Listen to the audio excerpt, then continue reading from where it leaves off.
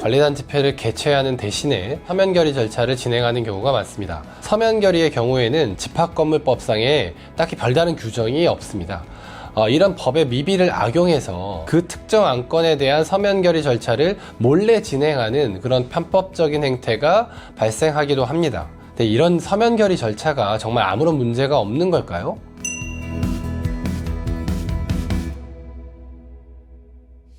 안녕하세요, 유현조 변호사입니다.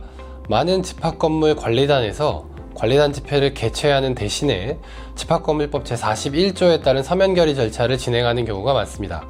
관리단 집회를 개최할 경우 우편으로 소집 통지서를 7일 전에 발송해야 되는 의무가 있고, 직접 오프라인에서 회의를 개최하고 진행해야 되는 약간의 불편함이 있습니다. 반면에 서면 결의 절차는 오프라인에서 어떤 회의를 진행할 필요조차 없기 때문에 비교적 비용과 시간의 측면에서 효율적이라고 생각할 수도 있습니다. 즉, 엄격한 소집 통지 의무가 법으로 규정되어 있는 관리단 집회와는 다르게 서면 결의의 경우에는 절차를 안내하고 공지하는 것에 대해서 집합건물법상에 딱히 별다른 규정이 없습니다. 이런 법의 미비를 악용해서 관리단 측에서 또는 일부 구분 소유자들 측에서 특정 안건에 반대할 것으로 예상되는 구분 소유자들에게는 일체의 서면 결의에 대한 안내나 공지 없이 그 특정 안건에 대한 서면 결의 절차를 몰래 진행하는 그런 편법적인 행태가 발생하기도 합니다. 이런 경우에 구분 소유자들의 참여를 배제하면서 그 구분 소유자들 소유 호실의 점유자들에게 대거 위임장이나 동의서를 받는 양상이 벌어집니다. 이렇게 문제 있는 서면 결의 절차를 통해서 결의가 이루어졌다는 것이 발표되면 그 안건에 반대하는 의사를 가지고 있던 구분 소유자들로서는 매우 억울하고 황당할 수밖에 없습니다. 관리단의 의사결정에 참여할 수 있는 권리가 원천적으로 배제되고 침해됐기 때문입니다. 그런데 외형적으로만 봤을 때는 의결 종족수를 충족했기 때문에 서면 결의를 주도한 측에서는 이런 서면 결의에 법적인 하자가 없다고 주장하기 마련입니다. 근데 이런 서면 결의 절차가 정말 아무런 문제가 없는 걸까요? 이 쟁점에 대해서 우리 법원은 이런 법리를 제시하고 있습니다.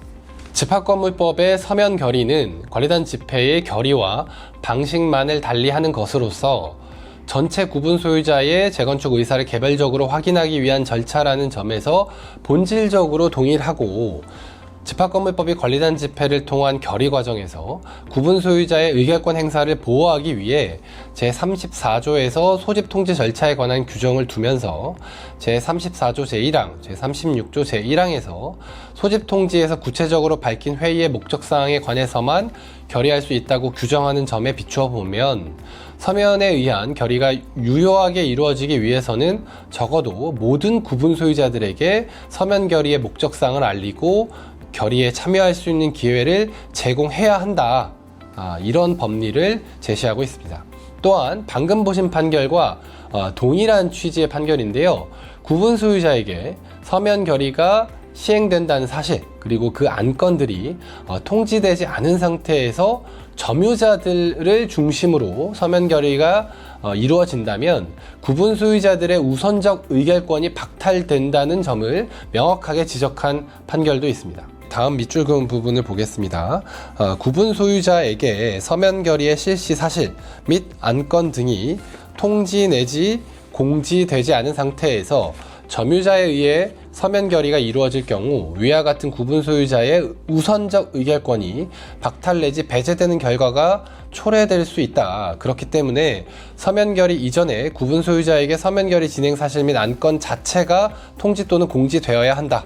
이렇게 판단을 했습니다. 보신 것처럼 서면 결의 절차가 관리단 집회와 본질적으로 동일한 절차다, 이런 부분을 고려하면 구분 소유자들에게 서면 결의가 진행된다는 사실, 그리고 그 안건들을 통지 또는 공지를 해야 합니다. 그래서 구분 소유자들이 서면 결의에 참여할 수 있는 기회가 주어져야 합니다. 근데 그렇지 않고 통지 또는 공지가 없어 구분 소유자들이 참여할 수 있는 기회가 실질적으로 박탈된 경우에는 그 서면 결의의 절차에 중대한 위법이 존재한다고 평가될 수밖에 없습니다. 이런 서면 결의 절차가 있었다면 결의 무효 확인 소송이나 또는 결의 효력 정지 가처분을 통해서 바로 잡는 것이 가능합니다.